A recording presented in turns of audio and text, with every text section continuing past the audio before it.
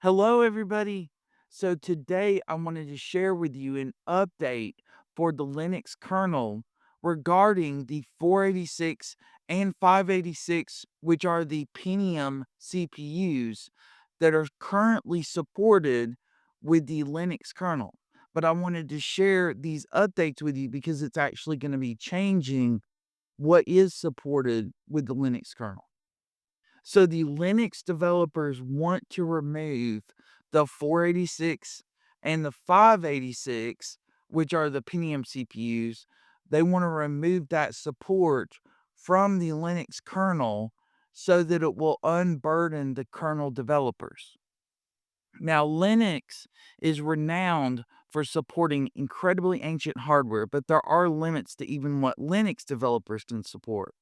Phoronix reports that Linux developers are finally proposing removing support for the ancient 486 and the very early 586 Pentium CPUs to unburden the developers. Now, this was actually talked about in April, and so I have a follow up article where they're talking about what's going to happen. But I wanted to share this with you because there was some interesting information about what they were wanting to do and what they are going to do. Now, Linux kernel developer Ingo Molnar proposed an RFC patch thread to remove support for these ancient 32-bit processors due to the few people running these chips combined with the latest Linux kernels. Now, compatibility has allegedly reached a point where supporting these chips is causing more headaches in the code base than it's worth. Because I can imagine it's incredibly challenging to make the Linux kernel run on a 486 and an early Pentium CPU when you're also trying to support the newest Intel AMD Threadripper processors. I could imagine that's incredibly challenging. Now, Molnar also stated that Linus Torvalds has similar feelings and desires to leave i486 support behind, meaning they won't support the 486 processors anymore. Specifically, ending the i486 and early Pentium support will allegedly remove 14,104 lines of code inside 80 files in the Linux kernel. Now, removing that support would bump up the minimum kernel support level to include TSC and CX8 hardware support. Now, Linux developers have considered removing i486 support as far back as 2022, but there now appears to be mounting pressure to execute those wishes.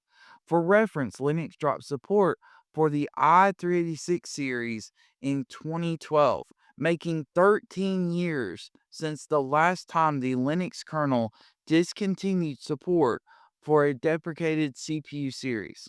Now, the i486 series is an ancient Intel CPU lineup that launched back in 1989, representing Intel's fourth generation of binary compatible CPUs.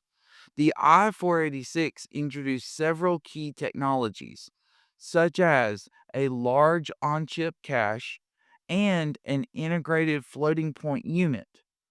Now, components that are used in almost every single modern CPU.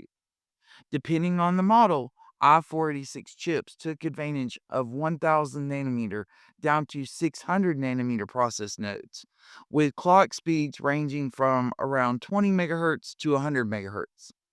Now, production of the last i486 chips was discontinued in 2007. Now, the i586 series, also known as Intel's first Pentium branded processor lineup, succeeded the i486 series, and the original Pentium introduced in 1993 brought along improvements from the i486 series, including a dual integer pipeline design and a more advanced floating point unit. Now, the first generation Pentium, or P5, was built on an 800 nanometer process with clock speeds ranging from 60 megahertz to 66 megahertz, depending on the model. Now, I did want to share this follow up article with you because I thought this would be very interesting. So, as you can see, Linux is going to go ahead and drop the 486 and early Pentium processor support. And it's 20 years after Microsoft stopped supporting it. So, as you see, rest in peace, the 486 processor. You've had a long run since Intel released you back in 1989. And while Microsoft stopped supporting you with the release of Windows XP in 2001, Linux kept you alive and well for another 20 plus years.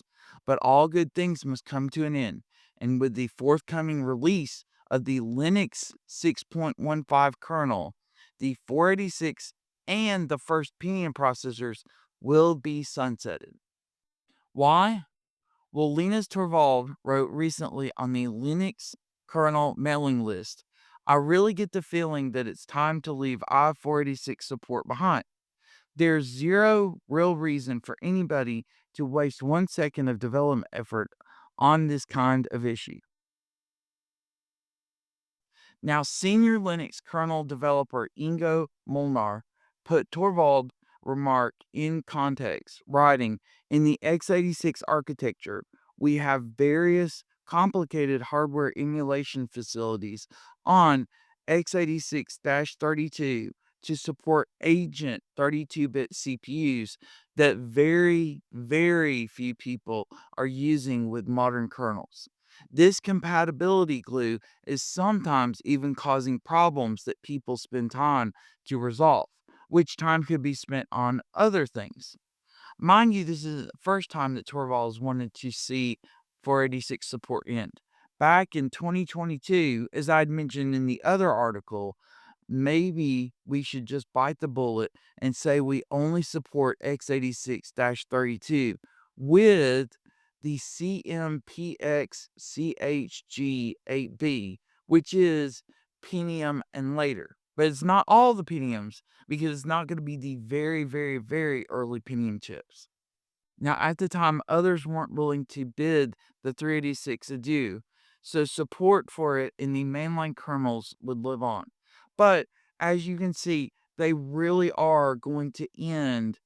The 386 has already been gone, but the 486 is now not going to be supported anymore. And the very early Pentium chips are going to be gone as well. But I do have some great news for you, because if you happen to still be running a 386 or a 486 or one of the early Pentium chips, I have some fantastic news for you. I'm going to show you what you can still run on a 386 processor, what you can run on a 486 processor, and what you can also run on those early Pentium chips, which are the i586 processors. I'm going to show you what you can run on those, because this is a current OS. It gets updates.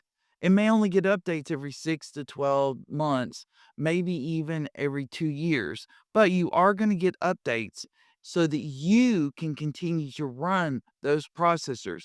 And even though they may not be efficient by today's standards, if you have one of those computers and you still want to keep using it, well, then there are some operating systems that you can use that'll keep them going for even longer. So I'm going to be sharing that with you in the next video that I put up.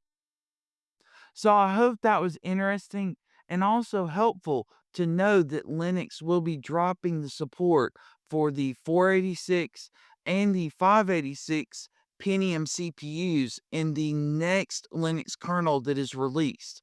So your next distro of Linux most likely will not support the 386, 486, or 586 processors. So just be aware of that.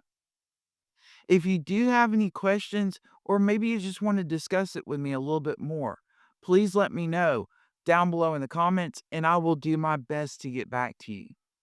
And if there's a video, topic, article, anything that you would like for me to make a video on, please let me know that down below in the comments, and I will do my best to make that video for you. And if you found this helpful and you'd like to support this channel, I've included a link in the video description where you can buy me a cup of coffee if you'd like to.